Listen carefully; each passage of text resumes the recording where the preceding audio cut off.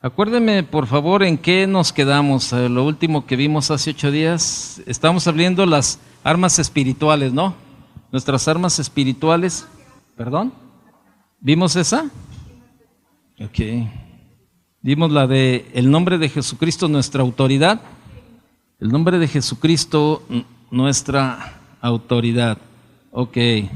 Entonces, le dije Filipenses 2, 9 y 10, ¿verdad? Sí lo vimos, ¿no? Ok. ¿Hasta dónde nos quedamos ahí esa parte? Vimos Lucas 9, 1 y 10, 19, ¿no? Lucas 40 y 41.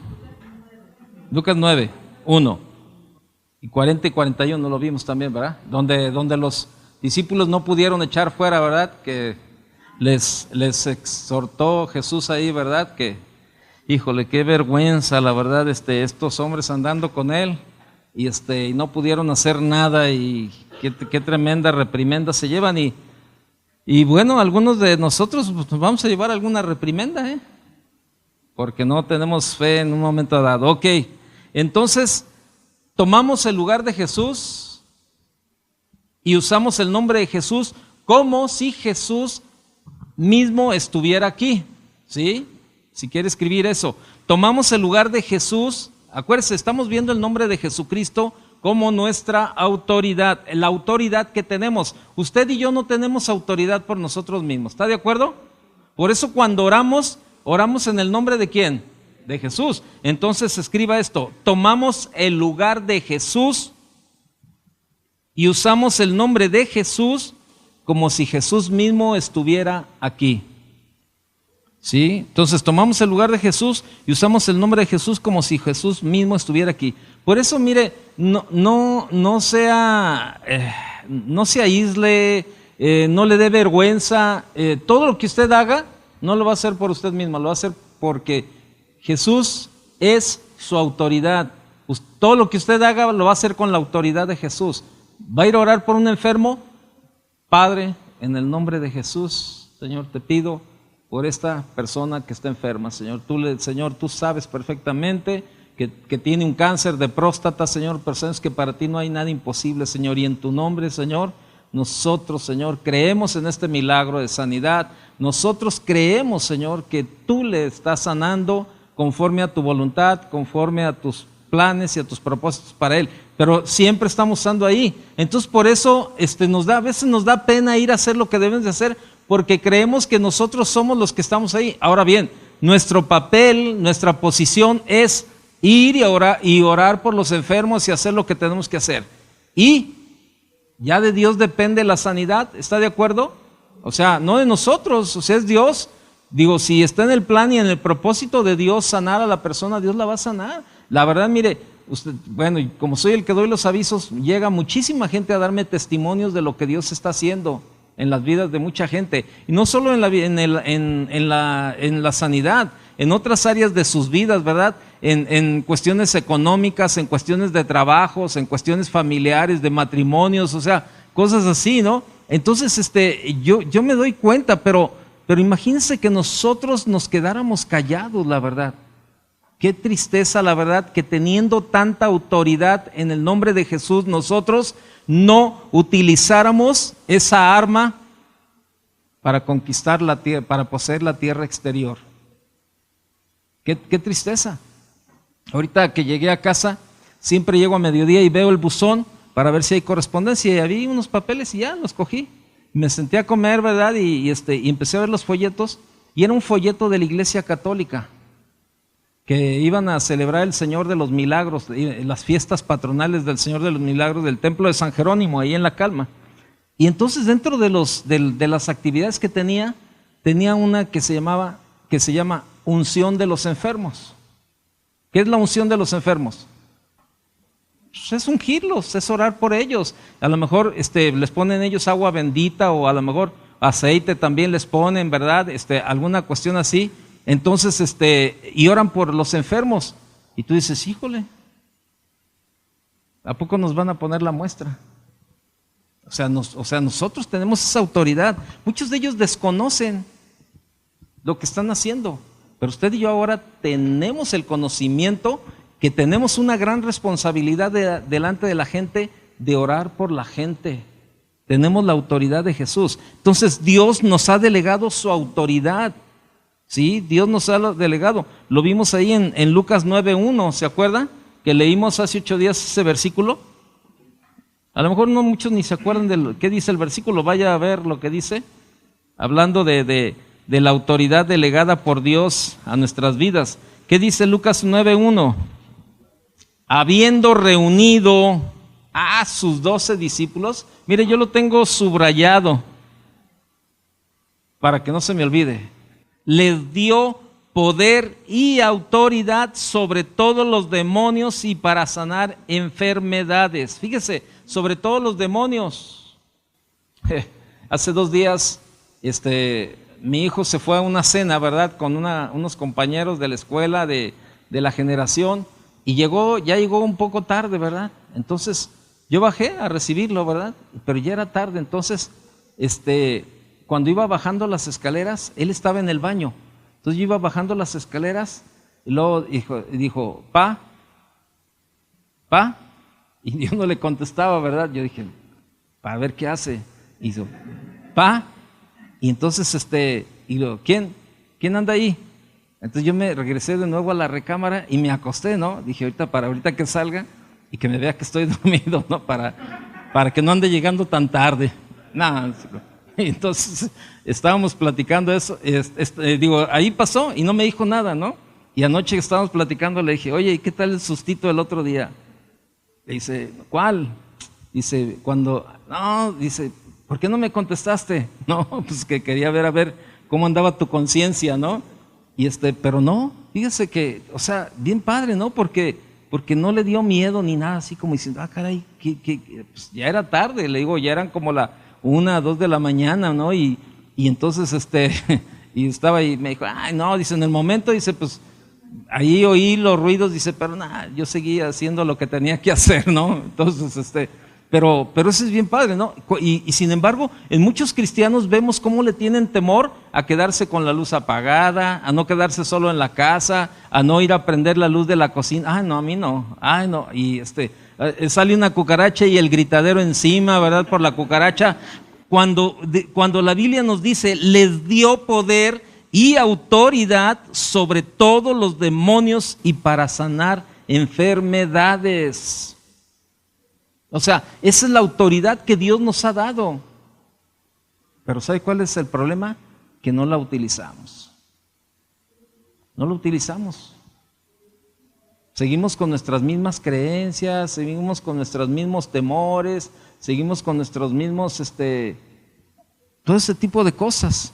La autoridad, ¿para qué? Para expulsar toda clase de demonios y para curar enfermedades, así de sencillo, ¿no? Entonces, es una cuestión de grado de autoridad. Escriba lo siguiente: la autoridad de Cristo como vencedor sobre todas las huestes de Satanás. La autoridad de Cristo como vencedor sobre todas las huestes de Satanás, no es innata en el creyente. Repito, la autoridad de Cristo como vencedor sobre todas las huestes de Satanás no es innata en el creyente. O sea, ¿sí sabe lo que es la palabra innata? ¿No?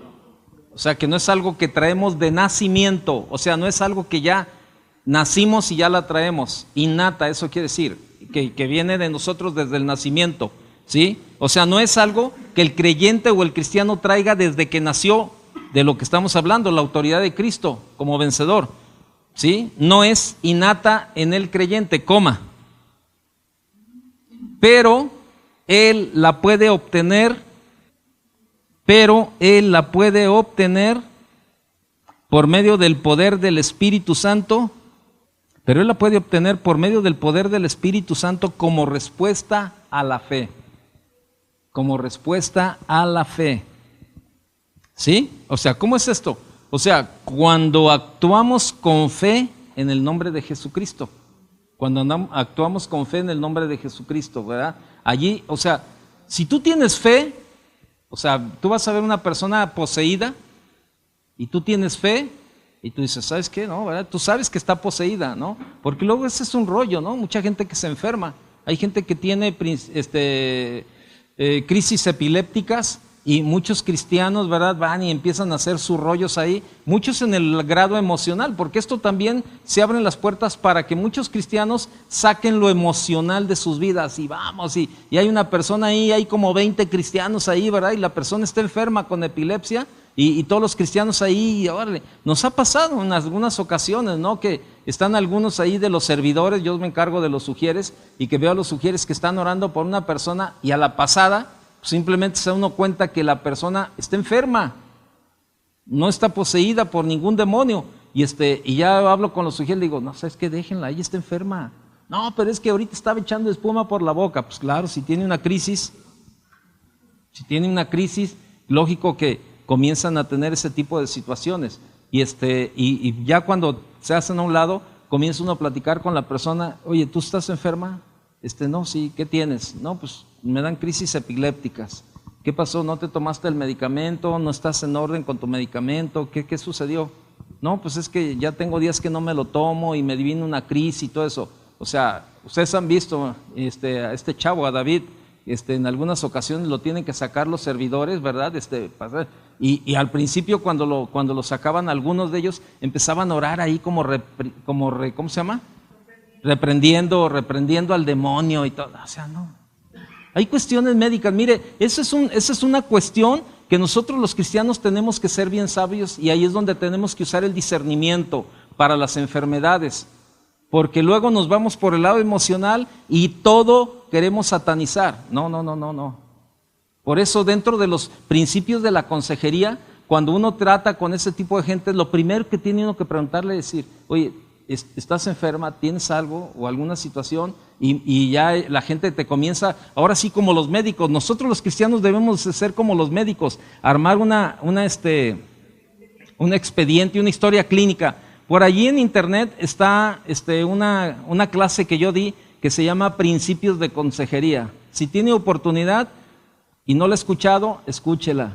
Si a usted le gusta la consejería, claro. A mí me encanta, a mí es un área que me fascina la consejería. Y si no son cristianos, mejor todavía. Me gusta mucho más la consejería, ¿no? Porque se me hace un reto bien padre cuando vemos a la gente transformada por la palabra de Dios. Y esos principios en la consejería uno los analiza y uno trabaja como si fuera un médico. El médico ve toda la cuestión física, pero nosotros vemos toda la cuestión espiritual y le comienza a hacer preguntas, ¿verdad? Oye, ¿tienes algún problema médico? No, pues sí, por esto y esto y esto. Y tú vas viendo y vas atando todas las cosas, que llega el momento en que muchas de sus manifestaciones o sus comportamientos no son espirituales, son médicos, o sea, físicos, o sea, son físicos las situaciones por una enfermedad. Entonces, porque hay cristianos muy emocionales en esa parte. Y allí, déjame decirte algo, si esa persona está enferma, claro, lo que tienes que hacer es orar por un enfermo, pero no orar por sacar el demonio en la vida de la persona. ¿Sí? Entonces, entonces vemos esa parte allí, ¿no? ¿Cómo va a actuar? O sea, ¿cómo funciona esto? O sea, cuando actuamos con fe en el nombre de Jesucristo, ¿sí? Otro punto, a punto y aparte. El grado de autoridad se determina por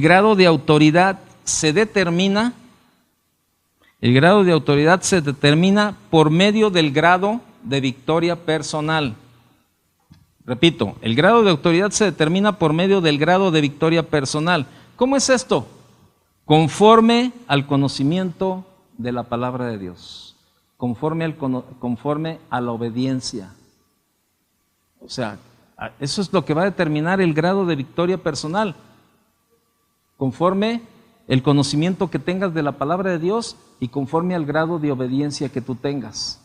Eso va a determinar el grado de autoridad. Porque, ¿se acuerdan aquel pasaje que llegaron aquellos hombres y quisieron expulsar un demonio y que le dijeron, a Pablo conocemos, a Jesús lo conocemos, pero a ustedes no? ¿Y qué le hicieron? Les pusieron una recia a estos cuates. ¿Sí? O sea, pues ¿por qué? Porque pues no había un conocimiento no había un sometimiento a la palabra de Dios. Entonces, ¿cómo quieres que Dios te respalde cuando tú no te sometes a la palabra de Dios? ¿Cómo quieres que Dios te respalde cuando no tienes ni siquiera un conocimiento de la palabra de Dios? O sea, la misma palabra de Dios nos va llevando y nos va educando en esa área, y el obedecerla nos va dando un grado de autoridad en este tipo de situaciones. Así es de que eso es una parte importante, ¿no? Otro punto y aparte.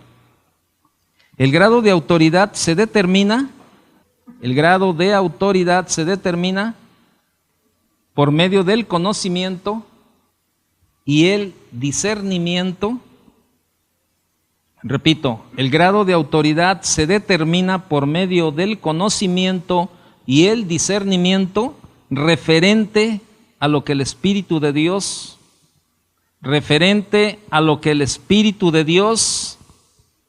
quiere que el creyente haga.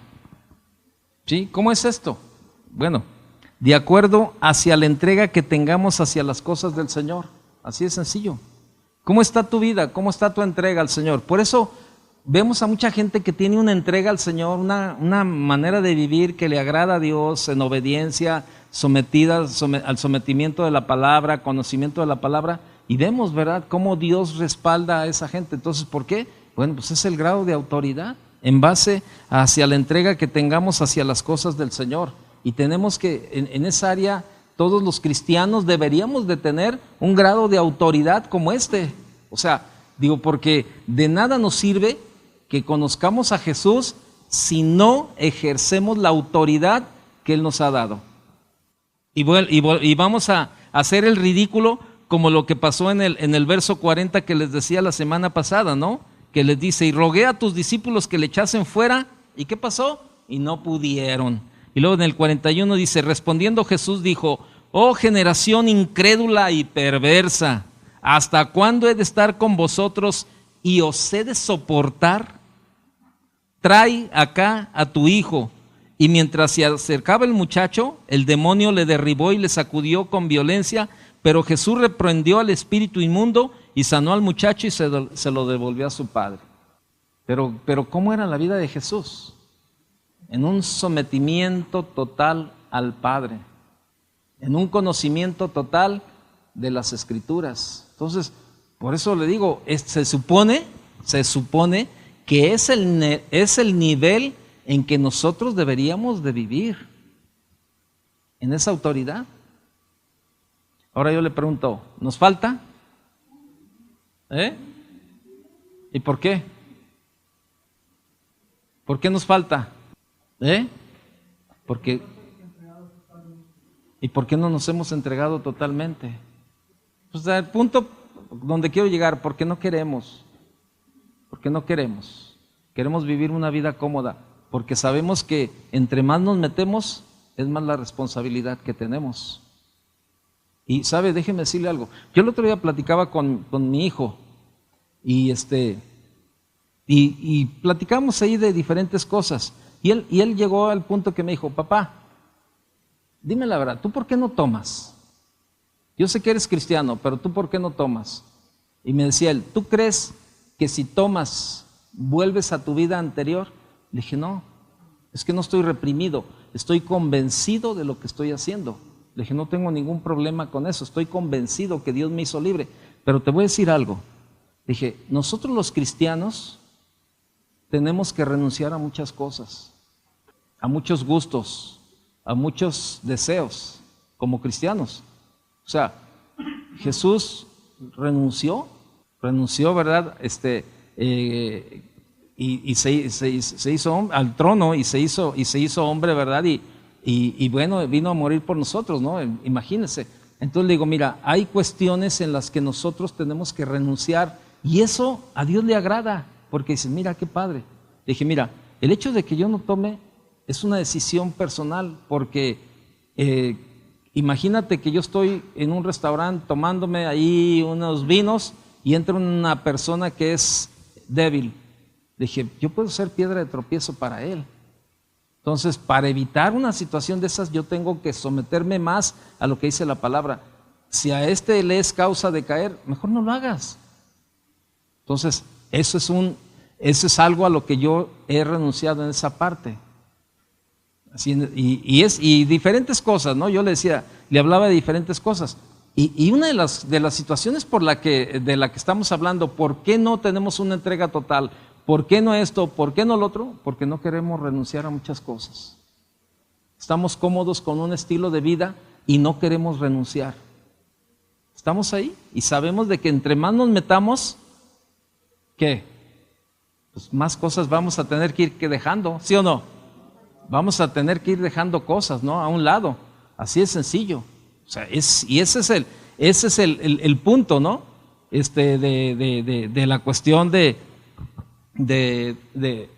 no meternos más profundamente a las cosas de Dios por todo lo que tenemos que dejar, por todo lo que tenemos que renunciar. Y bueno, la Biblia nos enseña también, ¿verdad? Si no dejamos, si amamos más al mundo y las cosas que están en el mundo, pues ahí estamos mal, ¿no? Y todos queremos tener una buena vida y el trabajo y le damos más énfasis a muchas cosas en la vida que a las cosas de Dios. Vamos a la segunda arma espiritual, su palabra. Es la segunda, su palabra, nuestra posición. Su palabra es nuestra posición. Su palabra, nuestra posición. Punto número 1. Autoridad que nos da la palabra sobre Satanás. ¿Sí? Autoridad que nos da la palabra sobre Satanás. Lucas capítulo 10, verso 19. Si quiere, para que no, usted anótelo y yo se lo leo. Lucas 10, 19. ¿Vamos bien? Dice, he aquí, os doy potestad de hollar serpientes y escorpiones y sobre toda fuerza del enemigo, y nada os dañará. ¿Sí? Eso dice el verso 10, 19, el 19. He aquí os doy potestad. En otra versión dice, sí, les he dado autoridad a ustedes para pisotear serpientes y escorpiones y vencer todo el poder del enemigo. Nada les podrá hacer daño. Pero cuando lo creemos, ¿no? Cuando creemos lo que Dios puede hacer. Y recuerdo, ahorita ¿se acuerda? Chuy lo ha platicado en algunas ocasiones, cuando andábamos en las misiones con el hermano Pablo Hunter, y en una de esas ocasiones que fue el Jimmy. El Jimmy fue el primer misionero de casa de oración, el Jimmy. Y ahí está todavía, ¿no? De misionero. Y fueron al pueblo de Guayameo. Allá es tierra caliente, de esas tierras calientes donde la gente duerme en las hamacas, ¿verdad? Y tiene sus chocitas, pero la mayoría de la gente duerme en las hamacas. Y llegaron el pastor Chuy, otro pastor que ya murió, Chuy Ornelas, ¿verdad? El hermano Pablo, el pastor Genaro Neri de allá de Colima, el pastor Toño Lázaro, puros pastores, y pues el Jimmy andaba de misionero ahí con ellos. Estaba dormido el Jimmy, y pues todos dormidos, y no había luz, era un pueblo sin luz, era de vela, ¿no? Y entonces la parte más cercana de ese pueblo, la ciudad más cercana, estaba como a 4 o 5 horas. Y entonces a medianoche se oyó el grito del Jimmy, ¿verdad? ¡Ay! Y pues todo el mundo con la lamparita, ¿qué pasó? ¡Ay, ay, ay! Algo me picó. Y buscaron por ahí y era un alacrán, el que le había picado, ¿no? Pues imagínense, en tierra caliente y él durmiendo ahí en una hamaca, pues le picó el alacrán. Y el pastor Chuy Ornelas, ¿verdad? Le dice al Jimmy, ¿tú crees que Dios te puede sanar? ¿Tú crees lo que la palabra de Dios dice? Sí creo, pero me duele mucho. Espérame, ¿tú crees que la palabra de Dios dice tú crees lo que dice la palabra de Dios? Sí. Bueno, mira, la palabra de Dios dice esto, y esto, y esto, y esto. O sea, ¿tú crees que Dios puede hacer un milagro? Porque si no crees, no te garantizo que vivas.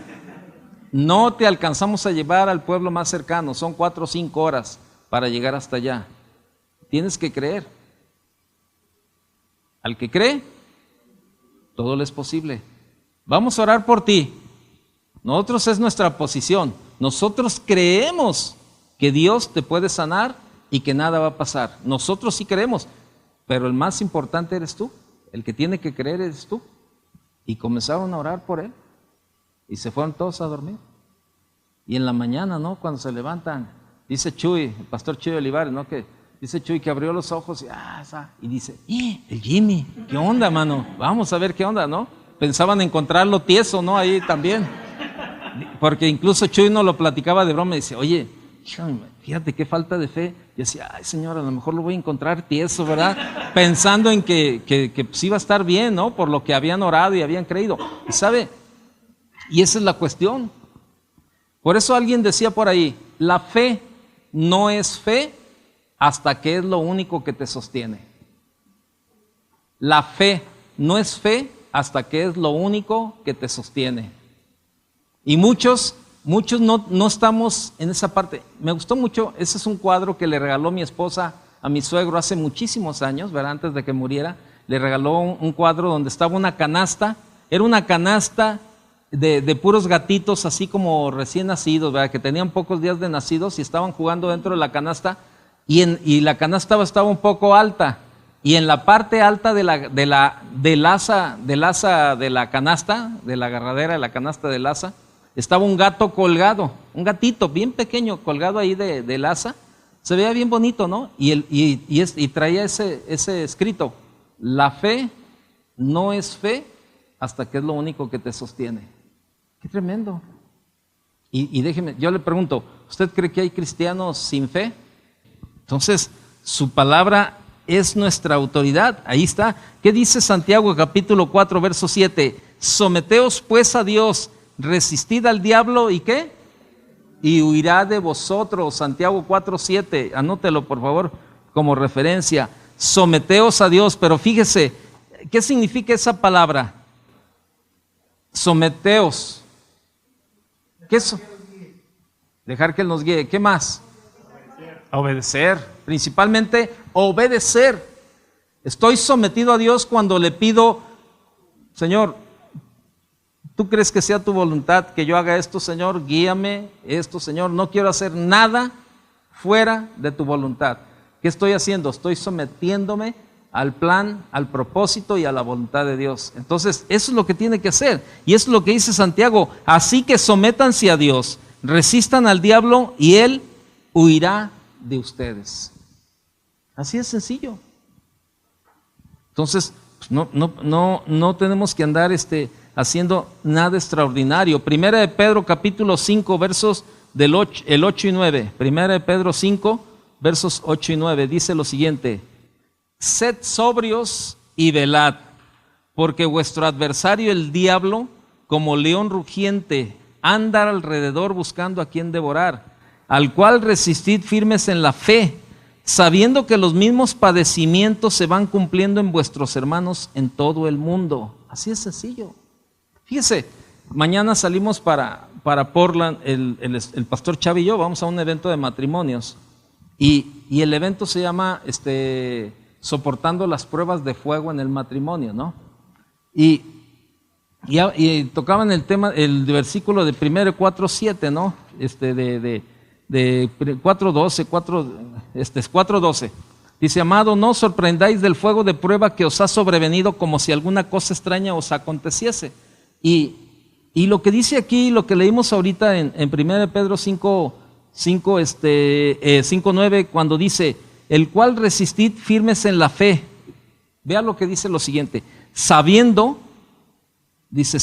que los mismos padecimientos se van cumpliendo en vuestros hermanos en todo el mundo. O sea, ¿qué quiere decir? Que todos pasamos por situaciones difíciles en la vida. Y el pasar situaciones difíciles no quiere decir que no tengamos fe. Hay situaciones que Dios permite que pasemos, ¿no? Entonces, dice en otra versión: resístanlo, o sea, al enemigo, manteniéndose firmes en la fe, sabiendo que sus hermanos en todo el mundo están soportando la misma clase de sufrimientos. O sea, esto es en todas partes, ¿no? Por eso, o sea, tenemos que confiar en lo que la palabra de Dios dice y caminar de una manera diferente. Ok, Anote otros versículos y ya no me voy a entretener porque son muchos. Colosenses 2:15. Primera de Juan 3:8. Eso sonó como la dimensión desconocida, ¿verdad? Primera de Juan 4:4. Apocalipsis 12:11.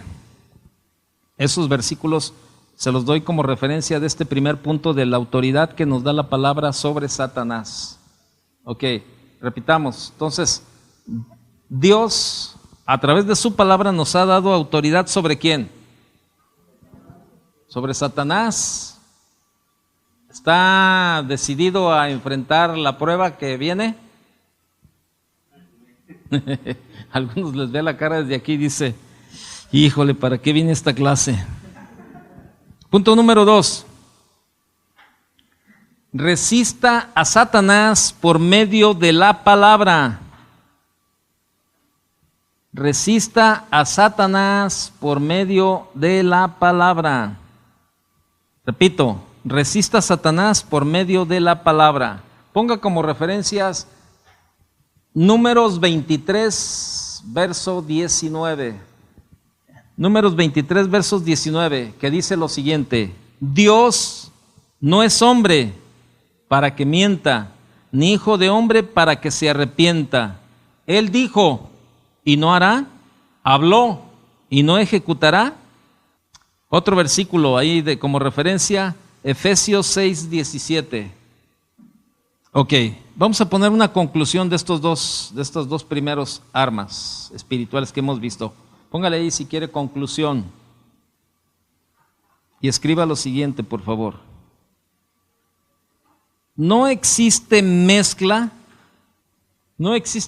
más poderosa que la del Espíritu y la palabra de Dios. No existe mezcla más poderosa que la del Espíritu y la palabra de Dios. Punto y seguido.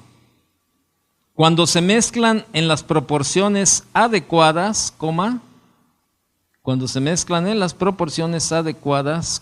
es cosa segura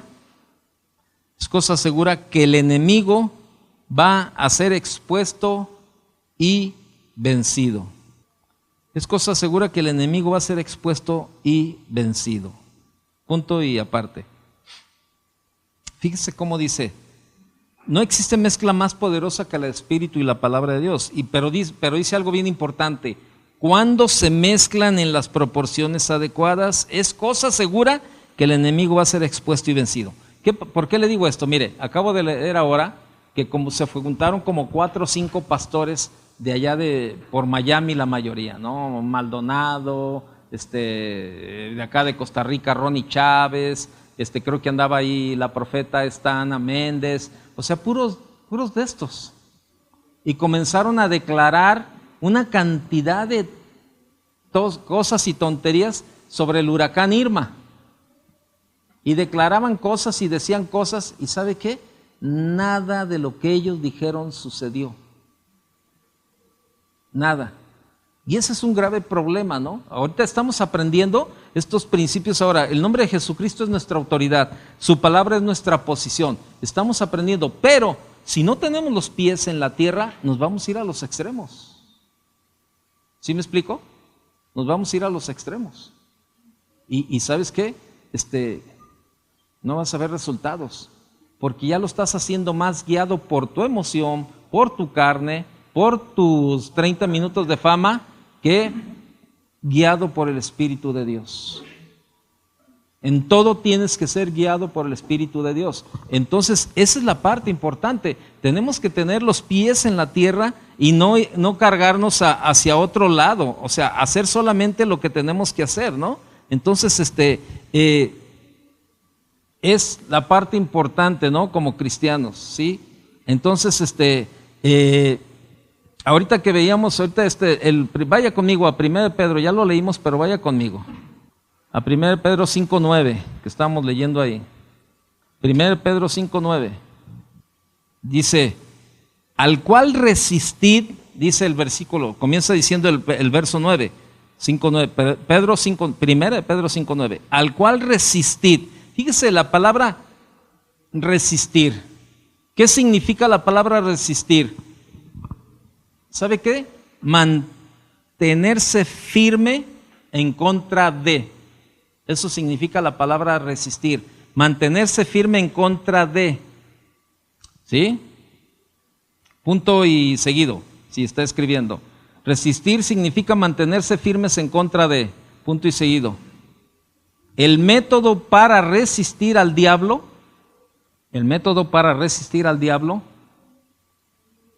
no consiste en fórmulas especiales, o palabras dirigidas a él y sus demonios, sino en permanecer firmes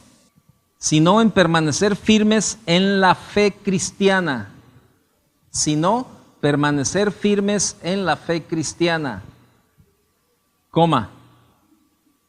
Esto implica no dejar de vivir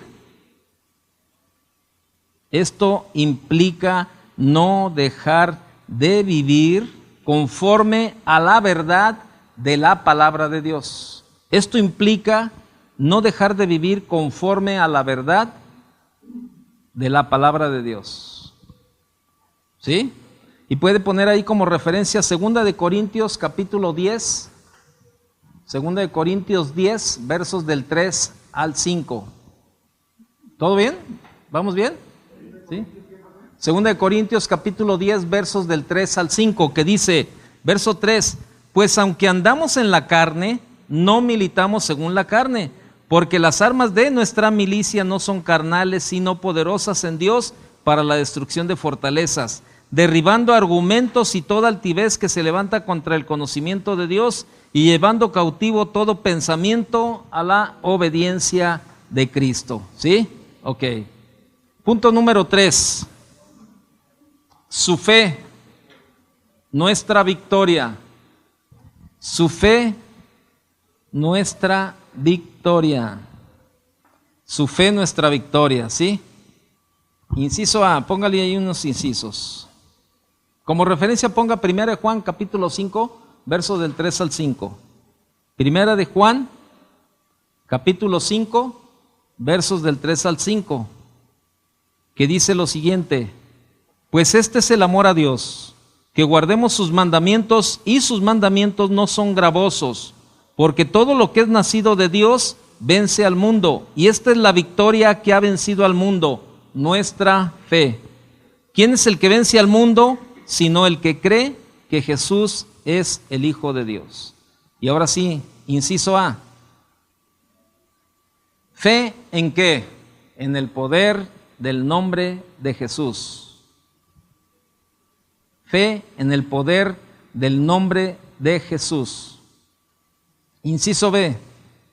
Una fe basada en el conocimiento de la obra de Cristo.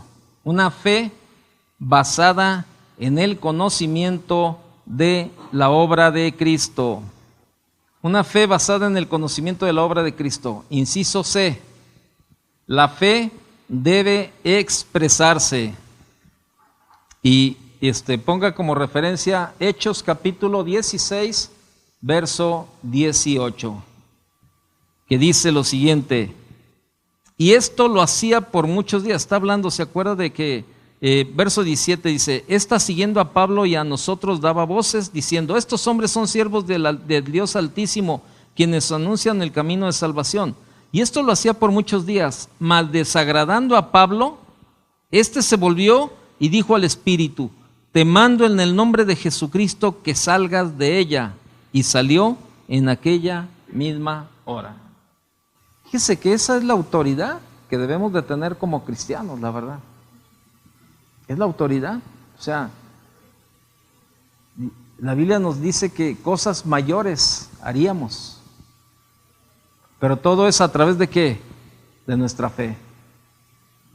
Nuestra victoria. Es nuestra victoria la fe. Y la fe es lo que nos sostiene. Es la que nos debe de sostener cada día. La verdad, la fe, la esperanza, la verdad de que un día Él va a venir por nosotros, o si nos vamos antes que Él, vamos a estar en su presencia. Es la fe la que nos debe de sostener cada día, cada día. Y es la fe la que nos debe de hacer vivir una vida como cristianos. O sea, es lo que nos debe de sostener. Fe en el poder del nombre de Jesús y una fe basada en el conocimiento de la obra de Cristo. O sea, lo que Él hizo y lo que hizo por nosotros. Vamos a dejarle aquí porque ya es la hora y continuamos la siguiente clase. Que Dios le bendiga.